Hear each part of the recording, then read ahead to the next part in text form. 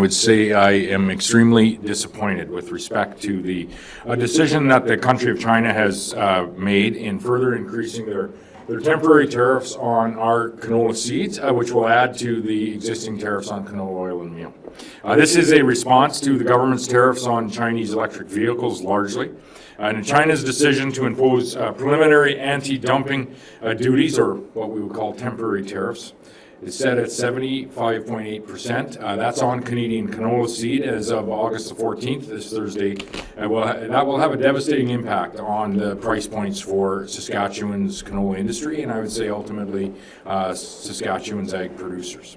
So let me be clear that this hit will stop a significant amount of trade that is flowing into China today.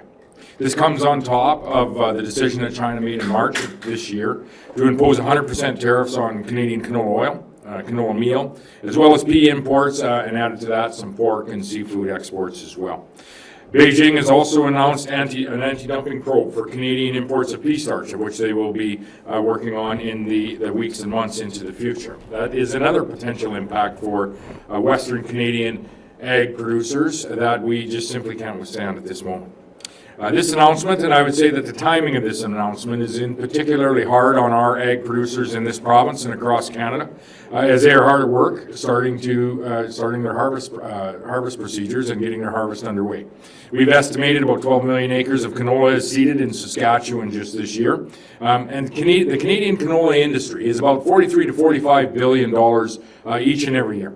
That is responsible, that industry, for over 200,000 jobs, Canadian jobs, and with China accounting for about a third of our exports, the United States of America would be about 40% of said exports. They total about $5 billion. China's exports total about $5 billion annually, much of that coming from our province of Saskatchewan. To put this in context, this $43 to $45 billion canola industry, the Canadian canola industry that we have, employing just over 200,000 people, that is significantly larger than the steel industry, the aluminum industry, and the car manufacturing industry combined. It's about the same size as the Canadian forestry industry, of which we saw significant supports for just this past week. Each of those industries, the steel, the aluminum, and the EV industry, have also been hit hard by U.S. tariffs, as has our forestry industry been hit hard by U.S. tariffs. But canola producers hit with these Chinese tariffs, I would say that they deserve the same attention by our federal government and our Prime Minister as we're seeing in other industries. And we are asking that this be dealt with immediately, and I've reached out to the Prime Minister this morning, and I expect I'll be speaking with him at some point later today. As has our Agriculture Minister reached out to his counterpart, and our Trade Minister talking to his counterpart.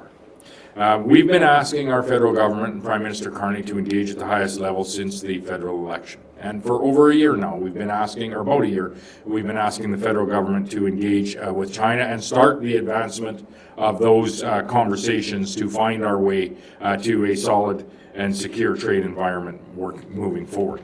The Prime Minister, in fairness, has started those conversations, meeting with the Prime Minister of China, and I would say most certainly now that the next step is for the Prime Minister to meet with the President of China, and I'll be expressing the urgency and the need for that meeting to happen when we talk at the next opportunity.